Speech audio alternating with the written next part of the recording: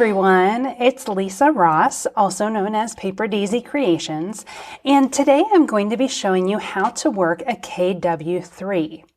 Now in this mystery cowl pattern, we are working this stitch in order to create an elongated stitch that we can slip. Because we want the slip stitch to go across 6 rows of stockinette, we need it to be nice and long. So we're going to make it 3 times the size, and that's by doing this kw3 stitch. Now you can see here these stitches are worked in garter stitch, this color, this bright green that I have here. And I'm going to be working garter stitch on this side. I've already worked the right side row and now I'm ready to work the wrong side. So I'm going to be using the knit stitch and I'll be doing the kw3. Now, if you look at the back of your work, you should see that some of the stitches have, in my case, these dark blue pearl stitches around them. And then some of the stitches have the bright green pearl stitches around them. And every place we see that bright green, because the bright green is the color that I'm knitting with, that is going to be, those are the stitches where I'm working the kw3. So it's a really good visual if you're working this plaid stitch to know what you're doing and where you're going to put those stitches. So follow your pattern and work it accordingly. I am only knitting a swatch, so my edges are a little bit different. But I'm up to the stitch where I'm going to work that kw3. You can see it's got the bright green on bright green instead of that dark blue on the bright green. So I'm going into the stitch, and instead of just knitting it, I'm going to wrap the yarn 3 times. So a normal knit stitch, you just wrap the yarn once and pull it through, but we're not doing that. We're going to go in and wrap the yarn 1, 2, 3 times around the needle. And you can see because of my knitting style, I'm able to use this finger to hold those stitches in place. Of course, if you're an English style knitter, you'll need to find what works best for you.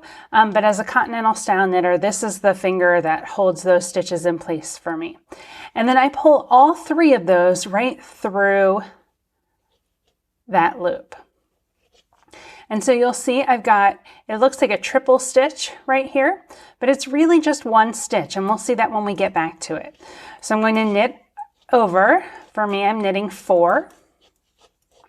To the next spot, I go into the stitch and I wrap the yarn 1, 2, 3 times around the needle and pull it through. And that is all there is to a kw3 stitch. So again, you go in, wrap 1, 2, 3, and use a helpful finger if you need it to keep those stitches in place, and then pull them through. I'm going to go ahead and work to the end of this swatch so that you can see what happens when we get to the next row.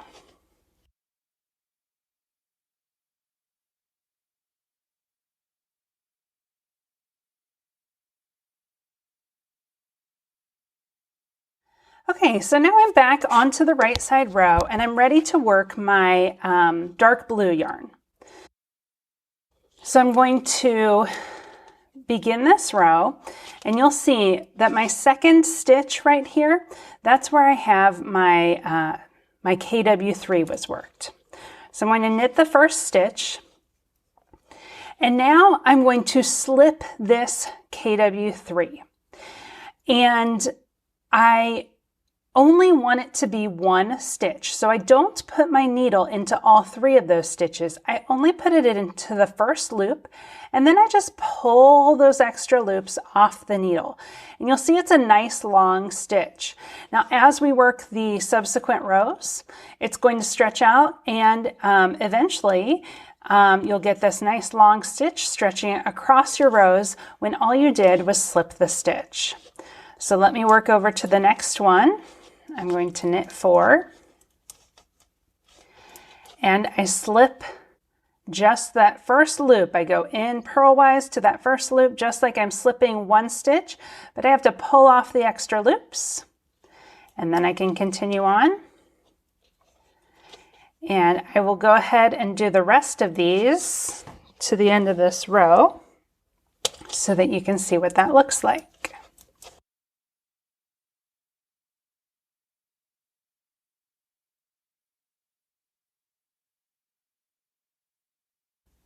Okay, my last one. And there you have it. And to spot check or to read your knitting, just make sure that the vertical lines that you've created from those initial slip stitches, that they create nice vertical lines all the way up, and that's how you'll know that is how you'll know that you are on track. Thank you so much for joining me. You can find this Mystery KAL, the Simply Fun MKAL, and all of my patterns on both Ravelry.com and PaperdaisyCreations.com. And as always, I wish you very happy knitting.